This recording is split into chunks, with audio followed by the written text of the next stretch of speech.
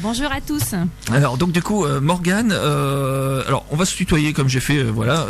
Alors tu es responsable de la plateforme Contact Tracing. Alors peux-tu m'expliquer ce que c'est ce mot, mais alors barbare? Alors en fait, je suis responsable, mais pas toute seule. C'est-à-dire qu'on est déjà plusieurs sur cette plateforme. Il y a en tout 6 managers, dont je fais partie de cette équipe, et 3 pilotes. Alors là, la plateforme Contact Tracing, en fait, elle a été mise en place le 13 mai suite à la propagation du virus Covid. Oui. Et en fait, elle permet de suivre les patients qu'on appelle en fait un patient zéro, c'est-à-dire un patient qui est Covid positif. Ça permet de le suivre, de l'appeler et de recenser avec lui ce qu'on appelle les patients contacts, qui sont en fait les personnes avec qui il a été en contact, pour pouvoir ensuite les contacter et leur donner toutes les mesures qu'il faut mettre en place pour éviter la propagation du virus. Alors, excuse-moi, c'est un service national? Comment ça se passe? Alors, c'est un service national. Là, depuis donc la mise en place de cette plateforme, on arrive actuellement, on est à 10 000 collaborateurs sur l'ensemble des plateformes départementales. Ah donc, oui. tous ne sont pas dévolus à 100% sur le contact tracing, puisqu'on doit assurer en parallèle forcément nos missions de base de l'assurance maladie. Mais on a donc 10 000 collaborateurs sur l'ensemble donc du territoire national et qui interviennent donc pour cette mission. Donc c'est effectivement une mission nationale. Voilà, et en plus avec le Covid en ce moment, deuxième vague, parce qu'on entend parler de plus en plus de deuxième vague, maintenant ça doit être un travail assez important, puisque ça reprend en tout cas. Oui, tout à fait. Donc c'est vrai que dans la Manche, on reste quand même assez épargné. Mais ce qu'il faut quand même savoir, c'est que ces plateformes, on s'entraide. C'est-à-dire que nous, c'est pas parce que dans la Manche, on va dire tout va bien, puisque on a quand même de plus en plus de cas, on fait des entraides, ce qu'on appelle des entraides nationales, c'est-à-dire que la région PACA qui a été fortement touchée, ou la région Île-de-France, on vient en renfort de ces plateformes-là. D'accord, oui, donc du coup ça vous permet de pouvoir mettre un peu plus de monde à répondre, voilà, tout à fait. Et pouvoir chercher les fameuses personnes, parce que les patients contacts comme ça, est-ce que les gens d'office se rappellent de toutes les personnes qui se sont croisées, ou est-ce que à un moment donné, il faut faire un petit travail d'enquêtrice et se dire, bon, s'ils sont passés par là, il faut peut-être que je cherche par ici. Alors tout à fait, c'est un réel travail d'enquêteur. C'est pour ça que en fait, un agent traceur va passer environ 40 minutes sur une fiche d'un patient Covid positif, pour justement prendre le temps de tracer toutes les personnes qu'il a pu avoir en contact, selon bien sûr sa situation, c'est-à-dire asymptomatique ou symptomatique. Selon les cas, certains nous disent, bon écoutez, je vous prépare la liste et je vous rappelle, parce que malheureusement ça peut être des situations avec des regroupements familiaux, un mariage, 30, 40 personnes. Dans ce cas-là, ils nous rappellent avec la liste des contacts. S'ils ne peuvent pas tracer toutes les personnes, on travaille en étroite collaboration avec l'ARS, l'Agence régionale de santé, qui à ce moment-là va prendre le relais pour tracer ces personnes-là. On travaille vraiment en collaboration, que ce soit avec donc tout ce qui est le service médical, l'ARS. On a régulièrement des réunions pour pouvoir justement affiner au mieux nos recherches. Mais l'élément déclencheur, qui est-ce qui signale la première fois qu'il y a quelqu'un qui est malade? Un patient zéro. Alors en fait, ça va être les médecins, ça va être également les établissements de santé. Donc un médecin reçoit un patient qui présente des signes de Covid, des symptômes. Il va l'inviter à faire le test, et au retour du test, s'il est positif, il y a des transferts informatiques. Je vous épargnerai tous les noms des applications. C'est gentil, merci. Donc il y a des transferts informatiques qui sont faits, et ça arrive, nous, dans une base de données qu'on va alors exploiter. Et donc on va appeler donc les personnes qui sont positives. Oui, Il faut un consentement du malade pour... Tout à fait. Donc en fait, au moment du traçage, on appelle ce qu'on appelle donc toujours notre patient zéro, la personne qui est infectée par le Covid, et on lui demande, est-ce que vous êtes d'accord pour qu'on décline votre identité lorsqu'on va appeler les personnes avec qui vous avez été en contact.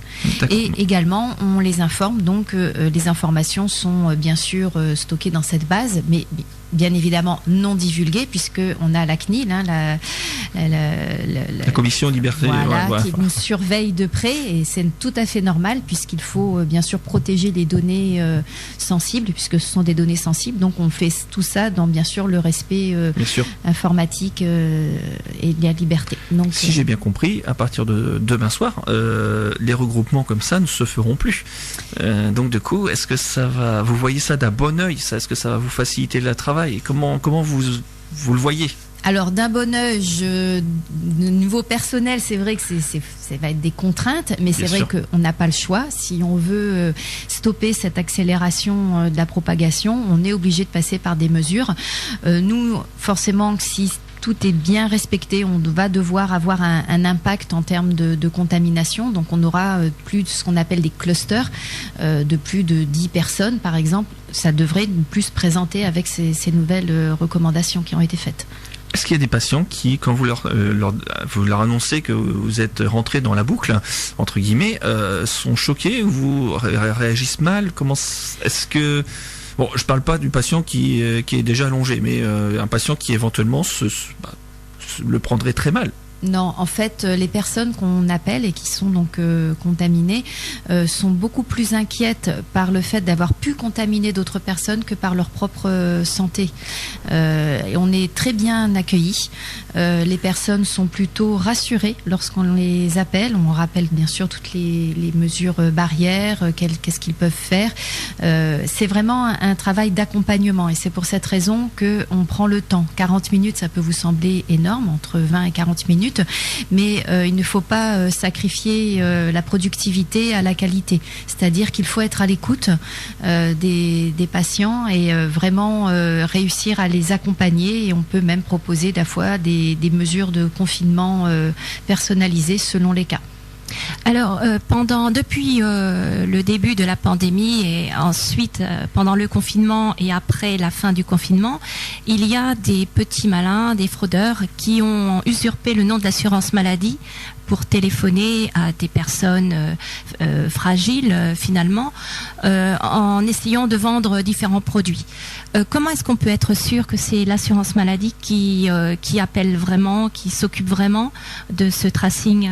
Est-ce qu'il y a une méthode? Comment est-ce qu'on peut savoir? Déjà, dès qu'on vous demande de verser de l'argent, c'est sûr que c'est de la fraude.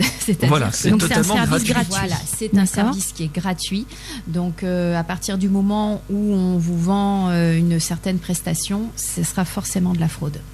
Et bien sûr, dans ces cas-là, il ne faut pas hésiter à contacter l'assurance maladie pour nous signaler ce genre de comportement. Et comment on fait pour le signaler comme ça? Est-ce qu'il y a il faut aller sur quoi pour le signaler? Alors, il y a bien sûr le compte Amélie, par le biais du compte Amélie, vous nous faites un mail par un signalement. Il y a également donc le 3646 sur lequel on peut faire également ce type de signalement, puisque nous après on remonte ça donc au service qui s'occupe de tout ce qui est fraude. Moi, j'aurais une petite question sur le service. Les enquêteurs sanitaires travaillent quand? Tous les jours de la semaine? Oui, tout à fait. Donc, on est une plateforme qui est ouverte de 7 jours sur 7, de 8h30 à 18h. Donc, ce qui oblige bien sûr à un dimensionnement. Pour vous donner juste une idée sur la plateforme là qui est basée entre guillemets sur Saint-Lô, puisque les agents sont en télétravail, on arrive à maintenant 90 traceurs sur la plateforme. D'accord. C'est-à-dire 90 personnes qui travaillent alors qui ne sont pas connectés que sur la plateforme, puisqu'il y a des roulements qui sont faits, puisque s'ils travaillent le week-end, forcément, il faut qu'ils prennent leur jour de repos. Donc, il y a actuellement 90 personnes. On a un certain nombre de CDD qui sont complètement dévolus sur cette activité, et on a également des personnes de la CPAM, mais également toute la protection sociale, c'est-à-dire qu'on va avoir des personnes également de la MSA, on va avoir des personnes de la CARSAT, ce qui veut dire que vraiment, on a fédéré l'ensemble des agents de la protection sociale pour justement s'impliquer dans cette mission. Une petite question quand même qui est indiscrète, mais pour vous, jusqu'à quand le Covid? On va entendre parler encore combien de temps? Alors là, je peux pas vous dire. Je sais que ça augmente, qu'on va encore recruter des personnes. Ah ouais, encore. Le tout, c'est bien sûr de suivre l'évolution pour réussir à contacter tous les patients zéro, toutes les personnes contacts. Donc, par contre, le temps que ça va durer, Je ne sais pas. Ah. Je ne sais pas qui pourrait le dire. Eh ben justement, je me suis dit peut-être que éventuellement. Mais non, j'ai pas de scoop Morgane. par rapport à ça, désolée.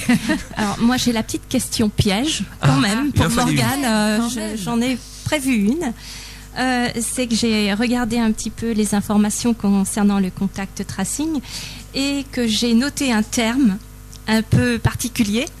Donc retiens bien ce terme-là, D'accord, Richard, mais parce qu'en général après tu utilises quand tu Ah, mais apprends j'ai déjà oublié. un mot nouveau, Ouais. tu l'utilises. Alors le terme en question, donc j'espère que Morgane connaît la définition. Ah, ça va être la question piège. Et si je la Je la connais sens pas, bien. Non, mais moi j'ai pris la définition, donc t'inquiète d'accord, pas, donc je suis t'inquiète pas. rassurée. Ouais. Mais dans le texte, il est précisé, donc on parle de pseudonymisation. La pseudonymisation. Ça m'a fait assez rire. Les consonances sont assez marrantes. Donc la pseudonymisation est un traitement de données à caractère personnel de manière qu'on ne puisse pas attribuer les données à une personne physique sans avoir recours à des informations supplémentaires. Voilà, donc dans la petite plaquette, c'est précisé. Mais Donc il le j'ai appris maîtrise. ce terme-là. Il le maîtrise tous les jours. Hein. Ah, on l'utilise tous les jours. Je pense qu'au Scrabble, on peut gagner des points avec un mot. Ah bah comme ça. là, il y a au moins 50 points, Ah ça oui, c'est sûr. carrément. Il y a un Y, il y a je sais pas Ah combien oui, de là, lettres. Faut s'inscrire au club à côté. Ah oui, là je pense que c'est bon. Bon, entre autres, quand même, il y a des informations concernant le Covid sur le site Amélie qui sont vraiment intéressantes. C'est bien fait. Je vous recommande d'aller voir les pages Amélie Santé, où il est question du Covid, des premiers symptômes, quoi faire, etc. Voilà. C'est vraiment très très bien conçu, c'est ergonomique. Il y a un guide pour les salariés que j'ai pu un petit peu feuilleter, qui est vraiment intéressant, parce que je pense que les gens ne savent pas trop bah, comment bien sûr, faire. on est tous obligés de s'adapter et je pense que pour les personnes, c'est important d'avoir justement des vraies informations concrètes. Comment réagir? Le forum également. le Et puis forum, j'avais une question pour toi encore, Morgane. J'ai vu qu'il y a une plateforme Covid qui vient de s'ouvrir. J'ai pas bien compris ce que c'était. Est-ce que tu peux en parler? Il y a une nouvelle plateforme, a priori.